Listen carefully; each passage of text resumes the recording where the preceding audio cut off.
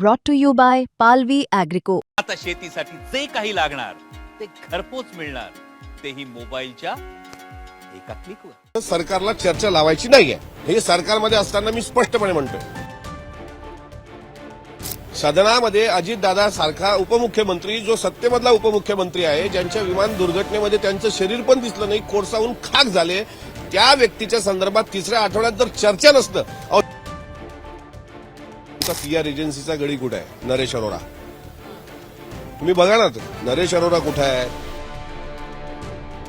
महाराष्ट्र शांत आहे याचा अर्थ तो विसरला ही गोष्ट नाहीये. सगळे लोक वाट पाहत आहेत अधिवेशन संपेपर्यंत काय होतं. जर या अधिवेशनात काही झालं नाही तर त्याचा उद्रेक मात्र महाराष्ट्रात नक्की होणार. मी तुमच्या चॅनलच्या माध्यमातून सगळ्या महाराष्ट्राला सांगतो, हे प्रकरण जितकं तुम्हाला वरवर सोपं दिसतंय तितकं वरवर सोपं नाही. गॅसचा तुटवडा आहे, पेट्रोलचा तुटवडा आहे, वर्ल्ड वॉर सुरू आहे आणि या विषयामध्ये अजितदादांचा विषय मागं पडेल तर हा महाराष्ट्र आहे. महाराष्ट्र इतक्या सहजासहजी कुठली गोष्ट विसरत नाही. आज नाही, उद्या नाही, परवा याचा जाब द्यावाच लागेल. अजित पवारांच्या अपघाती मृत्यूच्या बद्दलची चर्चा ही या सभागृहात व्हायला हवी अशी मागणी करण्यात आली होती. रोहित पवार असतील, अमोल मिटकरी असतील, यांच्याकडनं ही मागणी झाल्यानंतरही इथं दोन्ही सभागृहामध्ये तशी चर्चा झाली नाही. विधानसभेमध्ये आणि विधान परिषदेमध्ये हा विषय आणला गेला, पण चर्चा का होत नाही असा सवाल आज पुन्हा एकदा अमोल मिटकरी यांनी उपस्थित केलेला आहे. आज त्यांनी एक ट्विट केलेलं आहे आणि या ट्विटमध्ये त्यांनी एक फोटो सुद्धा शेअर केलाय. त्यात ते असं म्हणतायत, आदरणीय दादा, आम्हाला माफ करा. आता आवाज काढावा इतका पण आवाज शिल्लक नाही. लोकांच्या प्रपंचाला आणि अतिसामान्य माणसाला न्याय देणारे तुम्ही, दुर्दैवाने तुम्हालाच न्याय नाही. आज इतर कुणासोबत अशी दुर्घटना घडली असती आणि तुम्ही आज असता तर सगळे सुतासारखे सरळ केले असते आणि चर्चा लावली असती. मात्र यामागील अदृश्य शक्ती ओळखता येत नाहीये. दादा, खरंच मोठ्या मनानं माफ करा, आम्ही कपाळ करंटे. यात त्यांनी एक फोटो सुद्धा ट्विट केलेला आहे. त्या फोटोमध्ये असं म्हटलंय, उपमुख्यमंत्री अजितदादांच्या विमान अपघात दुर्घटनेची चर्चा तिसऱ्या आठवड्यात पण आणि 3 टिंब, म्हणजे ती नाही होणार काय याच्याबद्दलची कल्पना नाही म्हणून एक म्हणजे शंका त्यांनी व्यक्त केलेली आहे. दुर्दैवाने कामकाजात एकही ठोस चर्चा नाही. अदृश्य शक्ती चर्चा लावू देत नाहीत. अशी शंका उपस्थित करावी का की सरकार झोपेत आहे? सरकारला जागं व्हावं, सत्य बाहेर आणा, जबाबदारी निश्चित करा, असं त्यांनी म्हटलेलं आहे. आता यातले अनेक सारे मुद्दे त्यांनी याच्यामध्ये एकाच वेळेस समोर आणल्याचं आपल्याला पाहायला मिळत आहेत. स्वतः अमोल मिटकरी आपल्यासोबत आहेत. एक तर तुम्ही आज ट्विट केलंय तिसरा आठवडा आणि ते 3 टिंब जे दिलेले आहेत, म्हणजे चर्चा होणारच नाही असं तुम्हाला वाटतंय का? की चर्चा घडवली म्हणजे होऊ नये यासाठीचे प्रयत्न केले जात आहेत, याची तुमच्याकडे काही माहिती आहे? अजितदादांचं एकंदरीत जीवनचरित्र जर बघितलं तर जिवंत असतानाही संघर्ष करावा लागला आणि गेल्यानंतर पण संघर्ष करावा लागतो. अजितदादांनी सर्वसामान्य कुटुंबांना न्याय देण्याचं काम प्रामाणिकपणे केलं. अलीकडच्या 2-3 वर्षात तर तुम्ही बघितलं असाल तर प्रचंड कामाचा वेग असलेला हा व्यक्ती, ज्यावेळेस त्यांच्या विमानाचा असा दुर्दैवी अपघात होतो आणि त्याच्यानंतर तिसरा आठवडा आल्यावर सुद्धा सरकारकडून चर्चा होत नसेल तर मग आता याला काय समजायचं? मग याचा अर्थ मी स्पष्टपणे सांगतो की या अधिवेशनाची चर्चा होणार नाही. हे चर्चा एखादं दिवसाचं कामकाज बंद पाडून जर केली असती तर मग आपल्याला दादांबद्दल संवेदना आहेत असं त्यातून दिसलं असतं. पण नुसते आता त्यांचे स्मृती संवेदना घेणं, श्रद्धांजली, त्यांच्या सभा आपण घेतल्या, त्यांचे पुतळे उभारणी सुरू झाली, एवढं करून दादांना न्याय भेटणार नाही. दादांना जर न्याय भेटायचा असेल तर आमचं काय म्हणणं आहे, आम्ही बाकी मागत नाहीये. डीजीसीएचा अहवाल अद्यापही आलेला नाही. ब्लॅक बॉक्सचा डेटा अद्यापही इम्पेरिकल तो सार्वजनिक झालेला नाही. माझं म्हणणं असं आहे की सीसीटीव्ही फुटेज द्या. व्हीएसआरच्या विमानात बसण्यापर्यंतचं सीसीटीव्ही फुटेज सीबीआयच्या इन्क्वायरीत अजूनही काही आलेलं नाही. आता 2 महिने होतील, जवळपास 2 महिने होतील आणि आता या आठवड्यात 3 दिवसाचं कामकाज आहे. आम्हाला शनिवारी माननीय सभापतींनी स्पष्ट ऑन रेकॉर्ड सांगितलं होतं की चर्चा गृहमंत्र्यांच्या उत्तरातून अपेक्षित असल्यामुळे, गृहमंत्री नसल्यामुळे पुढच्या आठवड्यातल्या पहिल्या दिवशी आम्ही कामकाजात चर्चा घेऊ. आज मी कामकाज बघितलं विधान परिषदेचं, तिसऱ्या आठवड्यात सुद्धा साधी चर्चा नाही. विधानसभेमध्ये 269चा हे ठेवली गेली चर्चा प्रस्ताव, त्याच्यामध्ये 2 लाईनी होत्या आणि त्यात काही 2-4 विधानसभेचे आमदार तिथे बोलले. अहो, ज्यांना विधानसभा निवडून आणण्याकरता दादांनी राज्यभर सभा घेतल्या, त्यांच्याबद्दल जर सभेतही प्रश्न विचारला जात नसेल आणि परिषदेतही विचारला जात नसेल तर याला दादांचं दुर्दैव म्हणावं लागेल, जे दादा गेल्यानंतरही दादांची पाठ सोडत नाहीये. तुम्ही खरं तर म्हणजे माझा प्रश्न असा होता ते म्हणजे की तुम्हाला असं वाटतंय का की हेतुपुरस्सर ही चर्चा होऊ दिली जात नाहीये? नाही, माझा हा प्रश्न आहे तुम्हाला की तुम्हाला असं वाटतंय का हेतुपुरस्सर ही चर्चा होऊ दिली जात नाही? कारण तुम्ही इथे अदृश्य शक्ती अशा शब्दाचा उल्लेख केलेला आहे, म्हणून मग ही अदृश्य शक्ती कोण आहे आणि का ही चर्चा घडवून आणली जात नाहीये सभागृहात असं तुम्हाला वाटतंय? कोणाला कशाची भीती आहे का? मला असं वाटतंय की व्हीएसआर व्हेंचरचा जो मालक आहे व्ही के सिंग आणि याचे जे संबंध आहेत डीजीसीएच्या अधिकाऱ्यांसोबत आणि डीजीसीएचे जे पॉलिटिकल संबंध आहेत ती कदाचित यामागे अदृश्य शक्ती असावी, म्हणून राजकीय दबाव टाकून व्हीएसआर कंपनी इथं सभागृहामध्ये नाहीये. इथं माणसं का म्हणजे इथली कोणती अदृश्य शक्ती आहे? व्हीएसआर कंपनी इथंही कोणावर दबाव टाकते? मी तुमच्या प्रश्नाचं स्पेसिफिक उत्तर देतो. व्हीएसआर व्हेंचरच्या कंपनीचा मालक जो आहे व्ही के सिंग याचे राजकीय संबंध आता लपलेले नाहीत. त्याच्या राजकीय संबंधापोटी जो प्रेशर गट तयार होतो तो कदाचित केंद्र आणि राज्य सरकारवर झाला असावा. याला दोन अँगल आहेत. तुमच्या प्रश्नाचे दोन उत्तर देतो. चर्चा का घडून येत नाही, सरकारला घडून आणायची नाही आहे का, तर सरकार म्हणते आम्हाला घडून आणायची आहे. तर याचे दोन प्रश्न असू शकतात. एक तर जे प्रश्न समोरून येतील त्याची उत्तरं गृहमंत्री महोदयांकडे असणं अपेक्षित आहे, बरोबर आहे. म्हणजे त्याची उत्तरं कसं, समजा मी प्रश्न विचारला की देवगिरीचं फुटेज कुठे आहे, साहिल मदन कुठे आहे, तो कुठं अडला होता, तर ह्याचे पूर्ण प्रश्नाची त्यांनी अवलोकन केल्याशिवाय ती उत्तरं आल्याशिवाय ते मला वाटत नाही सदनामध्ये बोलतील. हा एक भाग. दुसरी चर्चा नाकारण्यामागचं कारण असं असू शकतं की कदाचित व्हीएसआरच्या मालकासोबत यामध्ये बडे नेते, राजकीय नेते, सामाजिक नेते काय काय असेल हे गळाला लागण्याची शक्यता आहे का, अशी सुद्धा शंका कोणाला येत असेल, म्हणून चर्चा होत नाही. मग चर्चा न करण्याचं कारण काय? सदनामध्ये अजितदादा सारखा उपमुख्यमंत्री, जो सत्तेमधला उपमुख्यमंत्री आहे, ज्यांच्या विमान दुर्घटनेमध्ये त्यांचं शरीर पण दिसलं नाही, कोळसाहून खाक झाले, त्या व्यक्तीच्या संदर्भात तिसऱ्या आठवड्यात जर चर्चा नसतं, शोक प्रस्ताव झाल्यानंतर दुसऱ्याच दिवशी चर्चा व्हायला पाहिजे होती. पण सभापतींनी सांगितल्यावरही चर्चा होत नाही, अध्यक्षांनी सांगितल्यावर चर्चा होत नाही. याचा अर्थ सरकारला चर्चा लावायची नाहीये, हे सरकारमध्ये असताना मी स्पष्टपणे म्हणतोय. सरकार ही अदृश्य शक्ती असं आहे का? मग तुम्ही अदृश्य शक्ती या म्हणजे या शब्दाभोवती मला विचार हवा आहे की नेमकं कोण आहे? विशिष्ट पक्ष, विशिष्ट व्यक्ती की गृह खातं, नेमकं कोण? ही अदृश्य शक्ती तुमच्याकडनं समजून घ्यायची. अदृश्य शक्तीचं स्पेसिफिक नाव मी सांगणार नाही. ही आता महाराष्ट्र त्याचा शोध घेणार. मी आता काही दिवसांपूर्वी प्रश्न विचारला होता, आमचा पीआर एजन्सीचा गडी कुठे आहे, नरेश अरोरा. तुम्ही बघा ना, नरेश अरोरा कुठे आहे, त्याचे सीडीआर काढा. 3 महिन्यापासून तो कोणाच्या संपर्कात होता का, त्याला कोणी सांगितलंय का, आता तो दिसत नाहीये कुठे. त्याच्यामुळे अदृश्य शक्ती म्हणजे एक व्यक्ती असू शकत नाही, हे काहीतरी. आणि तुम्हाला सांगतो, मी तुमच्या चॅनलच्या माध्यमातून सगळ्या महाराष्ट्राला सांगतो, हे प्रकरण जितकं तुम्हाला वरवर सोपं दिसतंय तितकं वरवर सोपं नाही. हे फार कुठेतरी पाणी मुरलेलं आहे. मला वाटत नाही दादाला आता गेल्यानंतर सुद्धा न्याय भेटेल. तुम्ही म्हणजे आपण अदृश्य शक्तीबद्दल बोलतो आहोत, पण म्हणजे जसं तुम्ही मागणी करताय, रोहित पवार जशी मागणी करतायत, तशाच पद्धतीनं इथं अजित पवारांच्या राष्ट्रवादी काँग्रेसमधले इतर जे तुमचे सहकारी आहेत आमदार, त्यांनी सुद्धा मागणी केली. अगदी थेट मुख्यमंत्र्यांची भेट घेऊन सुद्धा त्यांनी मागणी केलेली आहे. पण मग या सगळ्यामध्ये त्यांच्याकडनं पाठपुरावा का होत नाहीये, किंवा तुम्ही सगळे मिळून एकत्र पाठपुरावा का करत नाहीयात? चर्चेबरोबरच पुरावे मिळायला हवे, किंवा माझी जी माहिती आहे त्यानुसार सभागृहामध्ये आजवर आतापर्यंत काय झालं ही माहिती देण्याची एक पद्धत आहे, किंवा हा प्रघात असतो, हा नियम सुद्धा आहे, ते सभागृहाच्या कामकाजात बसतं.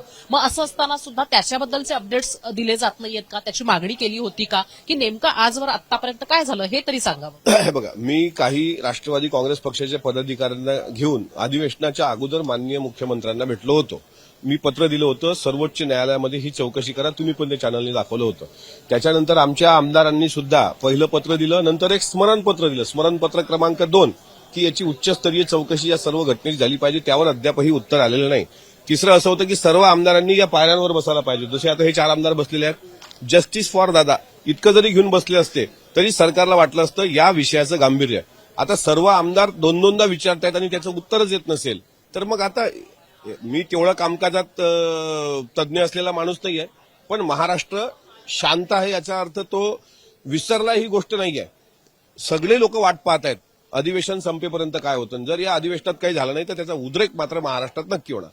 चर्चेच्या अनुषंगानं तुम्ही म्हटला होतात, पण मग कामकाजामध्ये आज चर्चेच्या या सहभाग केला गेलेला नाहीये. सभापती, विधानसभा अध्यक्ष सांगून सुद्धा जेव्हा अशा पद्धतीनं विषय टाळले जातात, तर मग आमदार म्हणून म्हणजे मागच्या काही दिवसांपासून काही विरोधी पक्षातल्या आमदारांची अशी तक्रार येते म्हणजे की सभागृहाचे प्रघात जे आहेत ते पाळले जात नाही, शिस्त पाळली जात नाही. सभागृहाचा आजवरच्या ज्या गोष्टी आहेत त्यांना काळं पुसण्याचा प्रयत्न केला जातोय. तुमचंही आता तसंच मत आहे का? सभापती असतील, विधानसभा अध्यक्ष असतील, यांच्या सूचनांनंतर सुद्धा विषय लावले जात नाहीत, तर मग अशा पद्धतीनं काय मागणी कराल या अनुषंगानं कारवाई करण्याच्या बद्दल?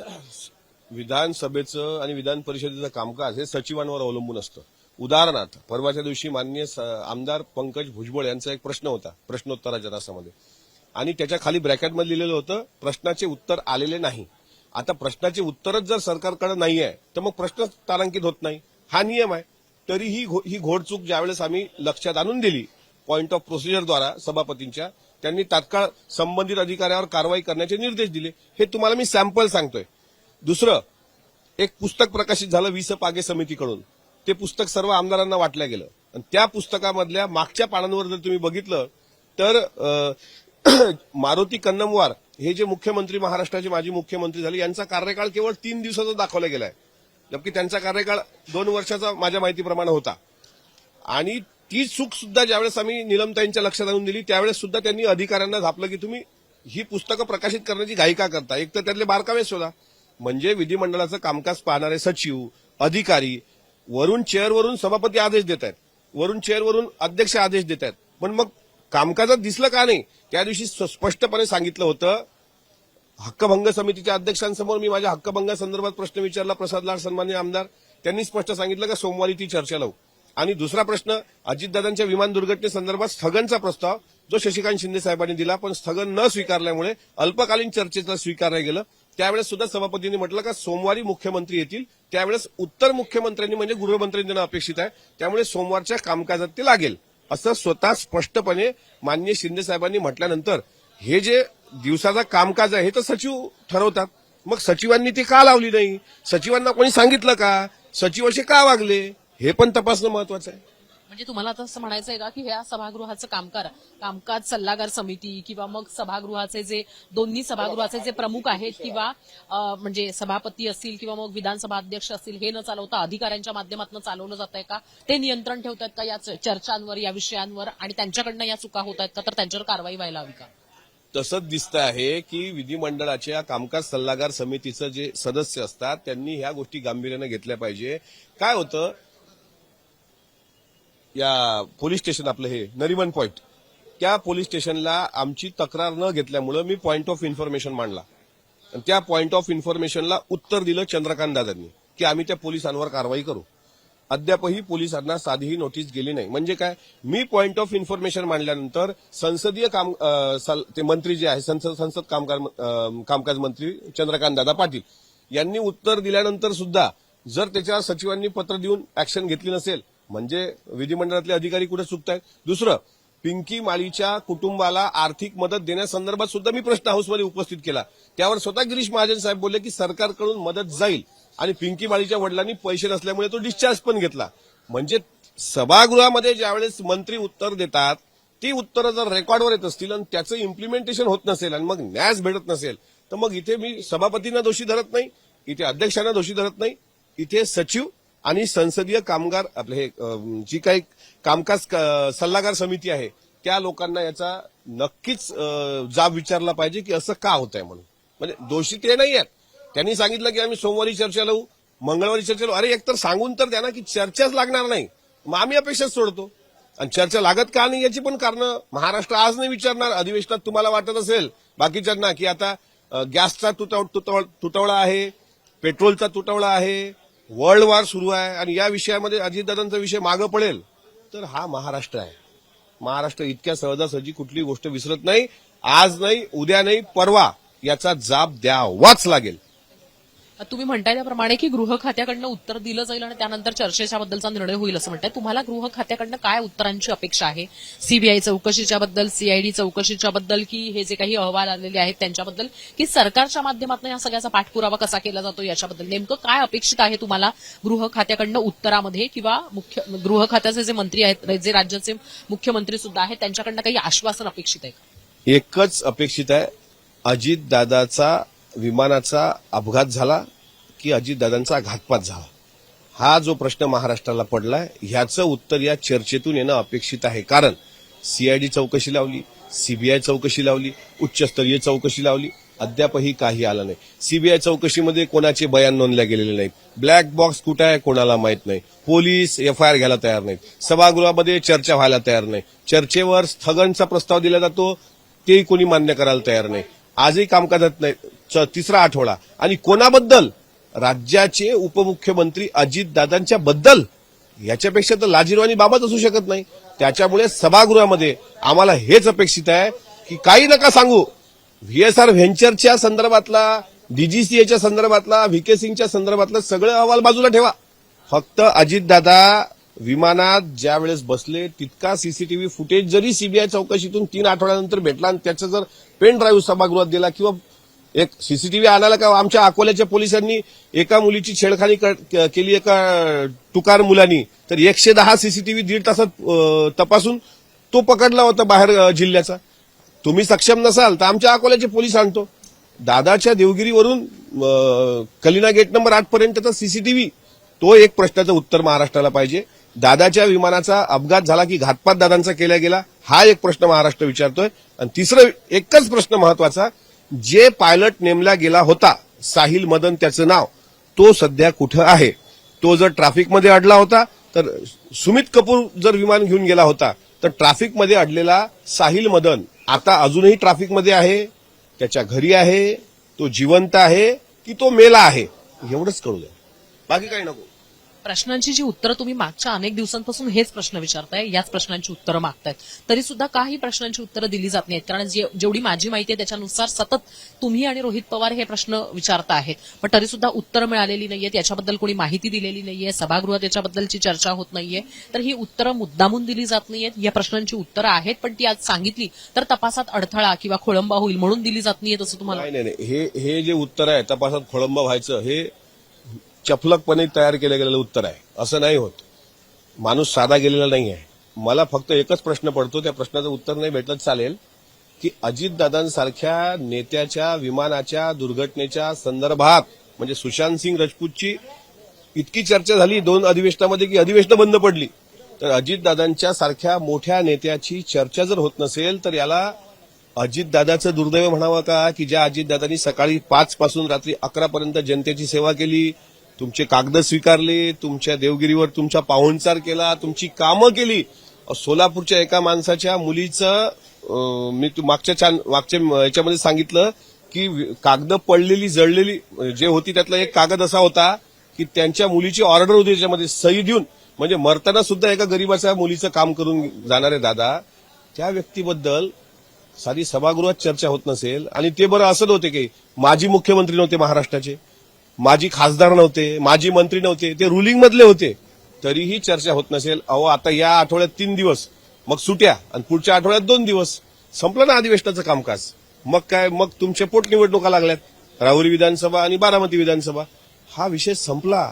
जर आता आज उद्या चर्चा झाली नाही तर अजितदादा नावाचा विषय विधिमंडळाच्या पटलावर येणार नाही. आणि हे का येत नाही आहे हे मला तरी कळलेलं नाही. तर हे होते अमोल मिटकरी आणि त्यांचं असं म्हणणं आहे की याबद्दलची चर्चा व्हायला हवी. ही चर्चा का होत नाही तर अदृश्य शक्ती, आता ही अदृश्य शक्ती कोणी एक व्यक्ती, एक पक्ष नाही तर अनेक जणांचा याच्यामध्ये सहभाग असू शकतो, असं त्यांनी सध्या तरी उत्तर देण्याचा प्रयत्न केलेला आहे. पण गृह खात्याकडनं जी काही उत्तरं येतील त्याच्यामध्ये आजवर विचारलेल्या प्रश्नांची उत्तरं मिळतील. आणि महत्वाचं आहे ते म्हणजे सीसीटीव्ही फुटेज आणि त्याचबरोबर जो पायलट हा ट्रॅफिकमध्ये अडकला होता साहिल मदन, त्याचं नेमकं काय, याच्या असे प्रश्न जे आजवर ते विचारत आले त्या प्रश्नांची उत्तरं मिळावी अशी अपेक्षा त्यांनी व्यक्त केलेली आहे. कॅमेरामन सचिन सावंतसह मी हर्षदा परब, मुंबई तकसाठी.